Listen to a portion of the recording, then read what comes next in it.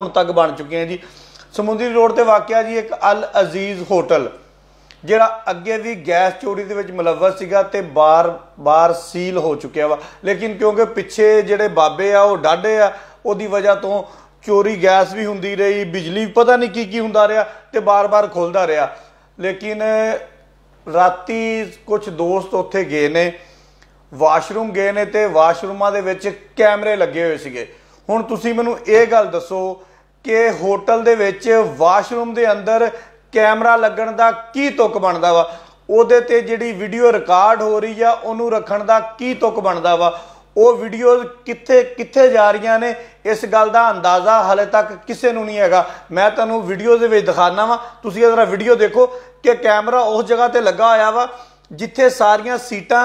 जिथे खवातीन मर्द बच्चे बच्चियां जाके वाशरूम ते सीट ते बैठते हैं, बिल्कुल उन्होंने फोकस करके लाया गया वा भी इत्थे तुहाडी माँ अगर आवे, इत्थे तुहाडी भैन अगर आवे, अगर तुहाडा प्यो इत्थे आवे, तुहाडा भरा आवे, वो इस वाशरूम च बवे ते उन्हां नूं अगर पिछों कोई बैठा वेख रहा होवे ते तुहाडे ते की गुजरेगी। अल अजीज साहब सानूं सिर्फ इन्नी गल दसी जावे, असीं तुहाडे कोल होर कुछ नहीं पुछदे। ते दूसरा मैं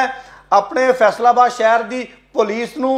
FIA नूं ते बाकी एजेंसियों नूं कहांगा कि जनाब इन्हां नूं जाके देखो तो सही ये कर की रहे ने।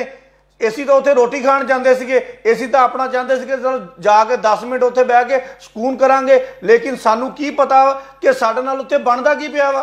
कि तुसीं मैनूं सिर्फ एक कोई भी बंदा शहर का डिप्टी कमिश्नर साहब या कोई भी बंदा सिर्फ इस गल का मैनूं जवाब दे देवे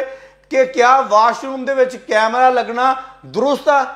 कित्थे दा कानून हैगा वा कि कोई बंदा वाशरूम कैमरा ला के तुहानूं आवाज़ करता रहे, तुहानूं देखता रहे कि तुसीं की कर रहे हो। असीं उत्थे किहड़ा मतलब भी मोती भराउण वास्ते गए सीगे, जाना ते वाशरूम ही है ना, जिथे जाके तुसीं अपने कपड़े उतार के बहना वा, जिथे जाके तुसीं बैठ के अपना वाशरूम करना उन्हां नूं देखण डे हो। हुण तुसीं मैनूं ये गल दसो अगर ये वीडियोज़ बन के लोगों नूं ब्लैकमेल करते रहे ने या किसी गैर मुल्क नूं ये वीडियोज़ वेचते रहे ने ते इन्हां दा किन्ने पुछना वा? जनाब साडी इंतजामिया ने पूछना वा, साडी पुलिस ने पूछना वा, साडे सियासतदानां ने पूछना वा, जेडे कि नहीं पूछणगे क्योंकि उतों माल जांदा होएगा, उतों रोटी फ्री खांदे होणगे, उतों बाकू थपंटू खांदे होणगे। अच्छा किसी का उत्थे अल अजीज जान का इतफाक हो, मैं तो खैर बड़ी देर तक गया, मैनूं तो अपना डर पै गया, मैं 2-4 बारी वाशरूम भी गया वा, पता नहीं उत्थे साडियां किन्नियां वीडियो पईयां होणियां वा, ये तो हुण अल्लाह बेहतर जानदा। जो तुसीं वड़ो ना तो उत्थे अल अजीज वाले ते ओह दूसरा उन्हां दा मुंडा जिहड़ा वा ओह कुर्सी डाह के लाते लत्थ रख के इंज करके बैठे हुंदे आ ते बाहर साडे जिहड़े